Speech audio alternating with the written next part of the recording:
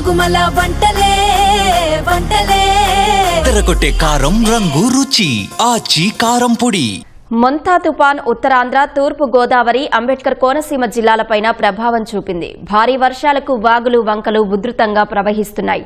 లోతట్టు ప్రాంతాలు ముంపునకు గురై ప్రజలు ఇబ్బందులు పడుతున్నారు. పలుచోట్ల రోడ్లపైకి వర్షపు నీరు చేరి రాకపోకలకు అంతరాయం ఏర్పడింది. తుపాను ధాటికి పంట నష్టం వాటిల్లి రైతులు కన్నీరు మున్నీరవుతున్నారు. తుపాను ప్రభావంతో విశాఖ జిల్లా గాజువాక పరిధిలోని గవర జగ్గయ్యపాలెం కాలనీలోకి వర్షపు నీరు చేరింది. దీంతో కాలనీ మొత్తం నీట మునిగి ప్రజలు తీవ్ర ఇబ్బందులు ఎదుర్కొంటున్నారు. గవర జగ్గయ్యపాలెం, నతయ్యపాలెం ప్రాంతాల్లో వర్షపు నీరు ఇళ్లను ముంచెత్తింది. భీమునిపట్నం, ఆనందపురం, పద్మనాభం మండలాల్లో వరి పంట నీట మునిగింది.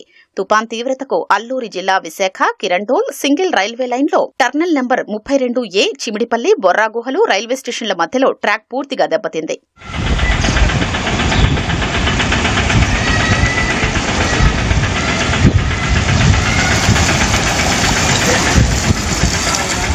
భారీ వర్షాలకు అనకాపల్లిలో శారదా నది ఉధృతంగా ప్రవహిస్తోంది. అనకాపల్లి మండలం వేంకపాలెం వద్ద వెదుర్లగెడ్డ నుంచి నీరు రహదారిపై ప్రవహిస్తోంది. ఈ మార్గంలో రాకపోకలు నిలిచిపోయాయి. వర్షాలకు అనకాపల్లి జిల్లాలో 1278 హెక్టార్లలో వరి పంట నీట మునిగినట్లు అధికారులు అంచనా వేశారు.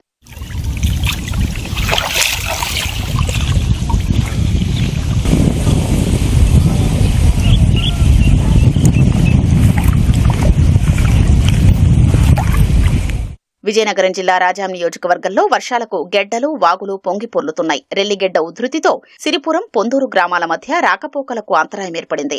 మండవకుర్తి, టీడీ వలస గ్రామాల మధ్య కూడా అధికారులు రాకపోకలు నిలుపుదల చేశారు. తుపాన్ ప్రభావంతో రాజాం నియోజకవర్గంలోని పలు గ్రామాల్లో వరి పంట నేల కొరిగింది.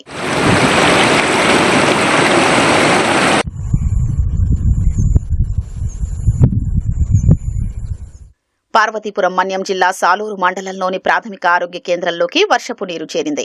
ముందస్తుగా మందులు, రికార్డులు, కంప్యూటర్లు వేరే ప్రదేశానికి తరలించారు. మామిడిపల్లి ముందు ఉన్న సువర్ణముఖి బ్రిడ్జిపై నీటి ప్రవాహం పెరగడంతో రాకపోకలకు ఇబ్బంది కలిగింది.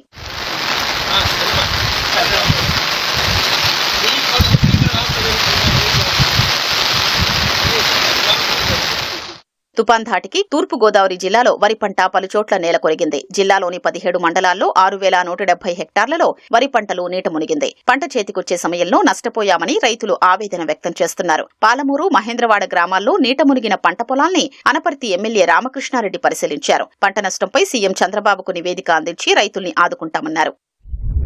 4 ఎకరాలు చేయనండి. పొందప్పకే మొత్తం పోయిందండి. ఏం చేయలేదు, ఏం లేదండి. ప్రభుత్వం ఆదుకుంటుందని చెప్పేసి చూస్తున్నామండి. మేము 18 ఎకరాలు ఉందండి మాకండి. కౌలుకేసి ఏం చేస్తున్నామండి. ఎకరానికి దగ్గర 30 ఏళ్ళ దాకా అయిపోయిందండి. ఇప్పటికి చేను మొత్తం ఇంకా ఇలా ఉడుకుందండి. వాన కురకపోతే మాత్రం పర్లేదండి. వాన కుడితే మాత్రం ఇంతే.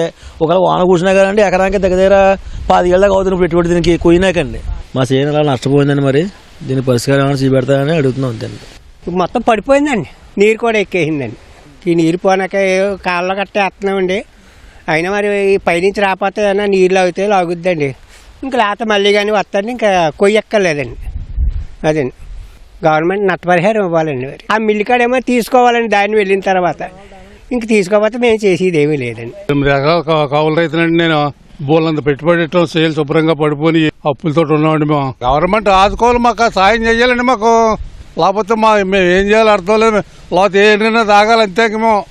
మాకు అవకాశం లేదండి. ఇంకా మాకు ఏమైనా ఇంకా అంబేద్కర్ కోనసీమ జిల్లా కాట్రేనికోన మండలం పల్లం గ్రామంలో పలు నివాస గృహాలు ముంపుబారిన పడ్డాయి. మోకాళ్లలోతు నీరు చేరడంతో స్థానికులు తీవ్ర ఇబ్బందులు పడుతున్నారు. అధికారులు బాధితుల్ని పునరావాస కేంద్రాలకు తరలించారు.